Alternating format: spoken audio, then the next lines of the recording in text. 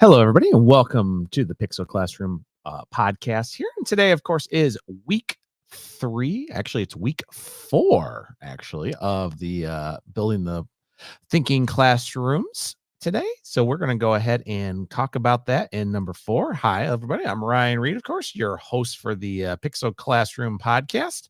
And I hope everybody is having a wonderful day. I'm caught in the Arctic cold myself here in the Midwest. Don't worry, we're staying warm. So I got my nice little warm piece on here, and I'm going bowling today. All right. Can't go wrong with bowling.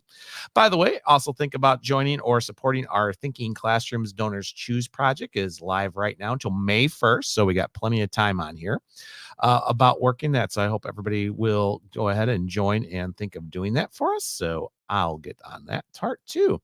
So this is week 4. It's a little bit different than everything else, but we're going to go ahead and cover some of the other last couple pieces of the Thinking Classrooms model here. So we're going to go ahead and do that. And of course, our 14 practices by our good old Peter thing. So we're actually going to talk about how students take notes in the Thinking Classroom. How do we evaluate, and what is formative assessment? I have now actually done these in the classrooms. We've had a couple of snow days, I should say here. So we actually did traditional snow days for my district. And of course, we had the pieces on here. So I made sure I rewrote a couple things, got things set up here.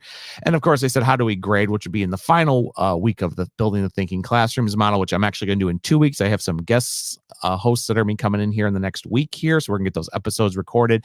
And my plan is to kick off February with the conclusion of this, and where I'm going to go into the Thinking Classroom models for the rest of the semester and forward in the curriculum as in too. So we did talk a little bit about the taking notes here, which is recording everything else, because what does that look like? I have setups and everything else for the Thinking Classroom, but my notes really haven't been too much on that. Most students actually have it either typed up on their piece and using a Google Doc. But of course, we've had this set up with my whiteboards here. Here's one we just did for one of my digital literacy classes, talking about how much media they consume and then how much they do and what is the media balance of your life, as well as how much do we consume, much is thing, and what is a goal for that. So we use kind of a simple Frayer model. If you don't remember what the Frayer model is too, that's over here on, of course, Edu Protocols here. We just did the one little parts here with that. I use kind of a thin slides little model from both book 2 and book 1 on them actually working on these different models here. And we, of course, set up here. This one was actually one I did for my web design class, where they actually had to break down how are you setting up your navigation. So they actually had to I gave them a random piece of paper. I used the envelope method here on this, and they actually went ahead and put together their pieces here for their websites here. And they actually had to break down exactly what was important, what would people have to look at, and what would that look like to a control tab. So this was one model in a tech classroom. Now for my business classroom, we ended up using a 8 parts of speech little area right here. And believe it or not, we were talking about recently about job analysis, jobs to go thing, different types of collar jobs. And we used the 8 parts of speech model. So they all had a random position here. And they actually had to turn these over. And they actually, with their groups, I'd actually go ahead and break them down. Like in this case here, the 8 parts of speech is, what type of job is this? It's considered both gray and red collar, knowledge, skills, and opportunities, which is what a KSO is. It's like, well, high school education. They have to have fire safety training and so forth. One of their main duties is to stop fires, of course, and practice safety. They got to, such as one of the elements is pick people up. But they mean by pick people up as in, you got to be able to, if you have to rescue them, how one can do it, how to do the stations, what is the purposes to the general people and everything. So we use this for that practice here with that too. So that's how we kind of did this. We did our areas of this, and then we actually had the students do a check-in with their peer review. I actually have students do a daily essential questions, and they actually had to reflect on this on a Google form. So I actually had them doing it so they were able to look at their thinking classrooms, how their models work with these different Edu protocols, and how it worked on it. And that kind of went into a formative assessment. So the formative assessment, especially by our good old person here by Peter, is finding ways to help students understand both where they are, what they know, where they are going, and what they have yet to learn. So that really worked really hugely into that area too. So believe it or not, going back to this, so using those examples of the formative assessment, I like to do a lot of STEM activities and stuff in my classroom. So what I did here is after we did this, one of our pieces, continue with the 8 parts of speech here, is we actually had to do a Lego piece on here. So this one person was talking about being a nurse someday, and they actually had to break that down to what does that environment look like? What is the setup? What are some of their duties and everything? And they applied that. And believe it or not, we eventually just created our own little establishment using different Legos here. So this is a full STEM assessment piece here. They were able to create all their different things from green collars, such as farming, street maintenance, plumbing, cosmetology, and so forth. And we actually went ahead and put it together in a little areas for this little city. And believe it or not, they put this all together and we talked about what the certifications were, what are the areas of this.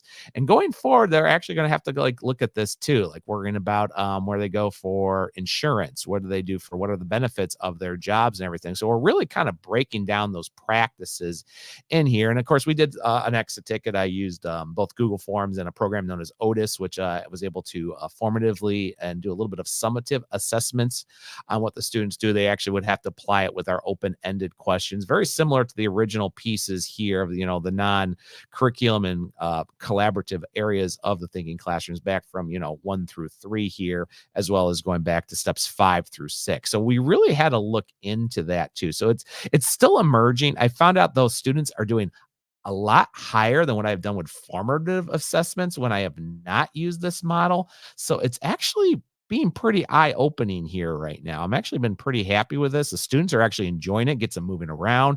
I'm in a very static classroom, so henceforth we have a very specific way where students can say we can't move the furniture. Remember, that's always been something about the practices about getting the arrangement of furniture. I really can't do that, so I've set up as my model here to get them to. But it's been really helping, and the interaction with the groups has been really amazing. How much we've had a lot of our students that have gotten to know their peers that don't really know each other very well.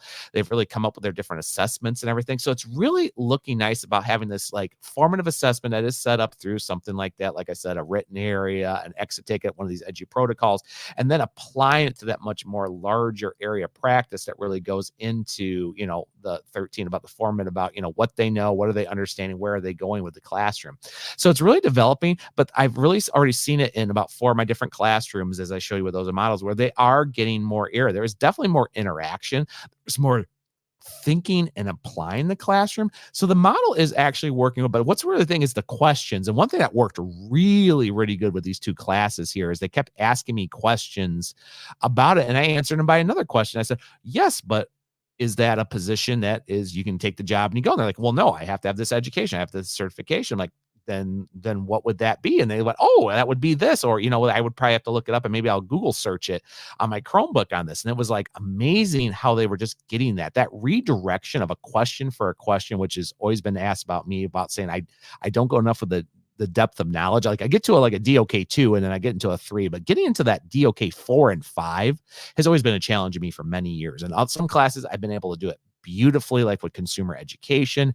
I've done it very well with marketing, but I've never really gotten into the really bits pieces for a digital media class or one that's having the basics of essentials. So it's been really amazing how I've seen that actually come alive. And I've actually been really happy about that. And I'm actually really amazing how the students are coming. They're really taking this. It's now being practiced. Like some are like, oh, we're doing thinking classrooms today. Awesome. And I went, yeah. And we'll do that. But I told them about how we're doing the model. It's not every class. As I said, some classes we have to do something different because I said sometimes it is a formative, sometimes it's a summative, sometimes it's interactive, but it's really pushing some of those 21st century skills. I mean, it's 2024. Come on, we've been in the 20th century now for 23 years, but it is really starting to put a little bit more of that STEM education into it. Like I said, with the Legos, as well as using the digital media, because like I said, it's not just digital literacy, but also media literacy. And that goes from anything, like I said, from those drawings to the areas to understanding it. And it's really, really kind of coming to life on that too.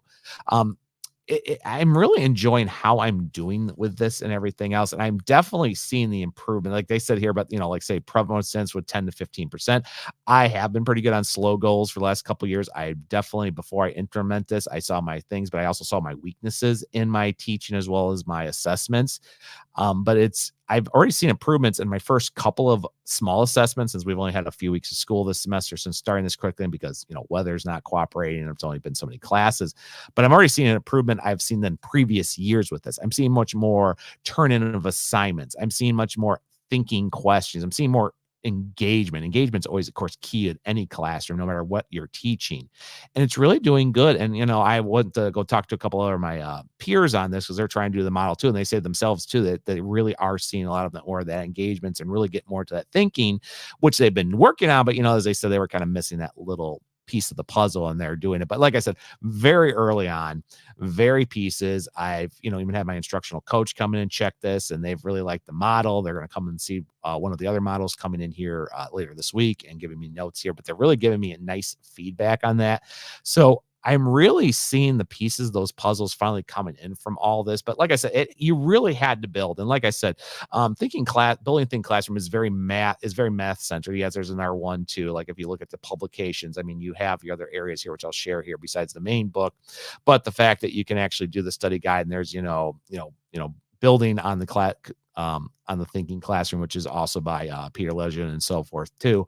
So, there's a lot more too, but it's really interesting with that too. But I think the biggest thing was learning at what kind of tasks would work with the curriculum. And actually, when you think of those tasks of what you're doing and where you're going, that really, really helps with what you can actually start doing this, whatever curriculum you have. And also, like I said, given that collaborative groups, that was a big thing. One thing I've been working on for a couple of years is a presentation for students in front of classrooms, collaborative groups, especially when I have a couple of classes that really, really require a partner or something.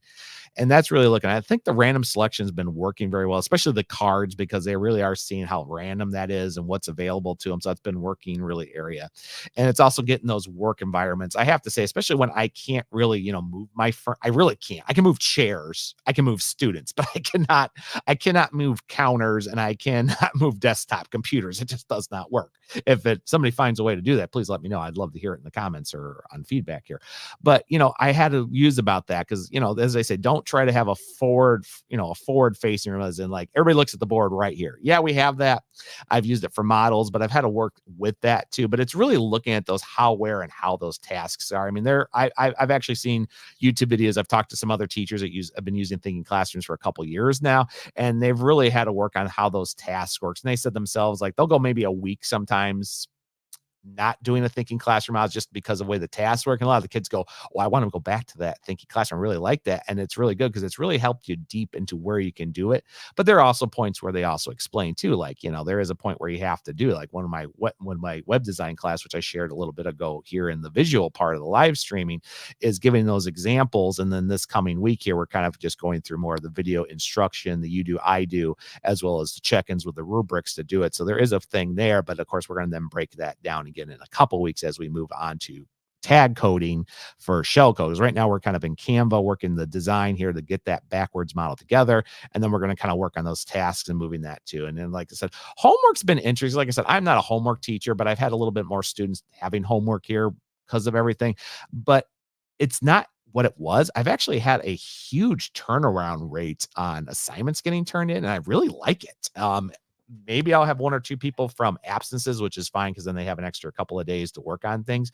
But it's really doing area because, like I said, it's checking your understanding of the question. So having those reflections, having those video pieces is really worked really well. And it's, of course, getting that autonomy. So I'm seeing the autonomy in these other classes. Some are a little bit more than others, but I'm seeing ones where it's really being a base. My smaller classes, it's very huge. The discussion is, it's a small set of students.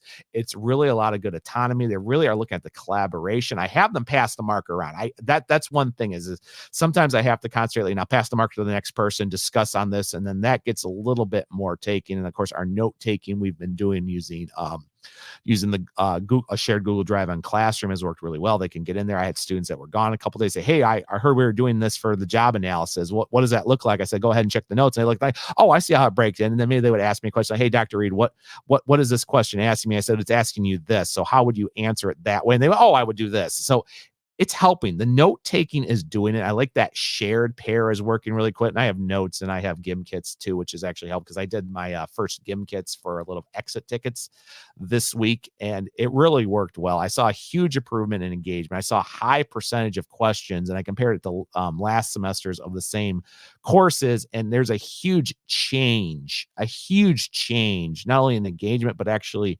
um, also in answering those questions right. It's an understanding vocabulary knowledge. And I'm also seeing better in reflection questions. Some of my reflection questions would not be very broad, I should say. I'm seeing that a lot more. I am seeing the minimum of at least 2 sentences. I usually say 3 to 5, but for some people who aren't used to it, I said, give me at least 2 sentences that work with the question. I'm seeing 2 to 8 sentences now in some classes, depending on where the student is too. But I'm really liking it. It's really amazing. And I think we're getting there. And I think it still needs to be right too. I still got about 3 months left of the school year. I have time to really see where my things. And like I said, I've seen, weaknesses in other classes. Plus, I haven't used it in full curriculum. There's a couple classes where I really want to get on the thinking classrooms model. I actually know where I want to come and using the edgy protocols for that. But at the same time, until that class is taught again, I don't know. I have time to develop it and use my notes from these classes, which is great. But I don't know what that's going to look like. I have an idea of what it's going to look like, but we won't, as they say, until you actually do it, you don't know where the strengths are, the weaknesses are. And as they say, where's the opportunities to this? The old SWOT: strength, weakness, opportunities, and threats. Like some threats could be very example is, like I said, I can't move furniture around. I can't do it this way. That's a threat. If we're using technology with our questions and it doesn't work, well, then we have to have our backup. So that's an issue. But a lot of opportunities is, where do we develop this and where do we push this at? So it's really working good. I found it really works great with the edu protocols for these notes as formative assessments go, as well as the STEM assessments, especially since as I say, we do math. We'll be doing business banking and some consumer banking here in the next month, which I already got those ready to go. So I'm looking forward to how that's going to work. But at the same time, as it's kind of looking into that, like, where are we kind of going with this for the assessment? So the next is the grading. So I'm going to talk about that in a couple weeks with the grading, because some work very good in grading, some don't. Like I said, I have those formative assessments. So I'll talk about that last step, number 14. How do we grade in the thinking classroom? And as it's gather information, what students are capable of, and then folding back this information for students. So I'll talk about that in a couple weeks here. Once I have a little bit more of the data and a little bit more practices that we're doing here right now, and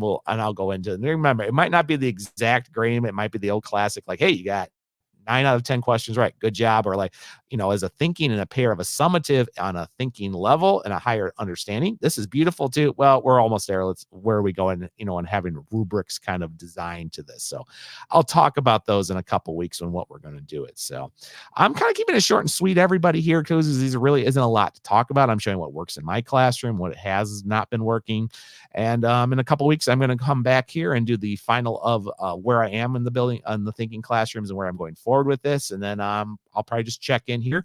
I've got a lot of guests coming up here in the next 2 months, actually 3 months almost. So I'm hoping those who have been staring with us have been with us. Thank you for being it. Thank you for everything you do. Thank you for the positive feedback I've gotten on this, especially in the thinking classroom community, as well as the edu protocols community and some of the Canva library communities. Thank you so much for the outreach and the comments about how this has been working. I intend to continue it. Things are going good. I'm trying to keep it up thing, and I'm hoping to do that, even though it's cold and sometimes my internet works here too. But I want to thank everybody today for being on the Pixel Classroom podcast, and I'm going to see everybody later.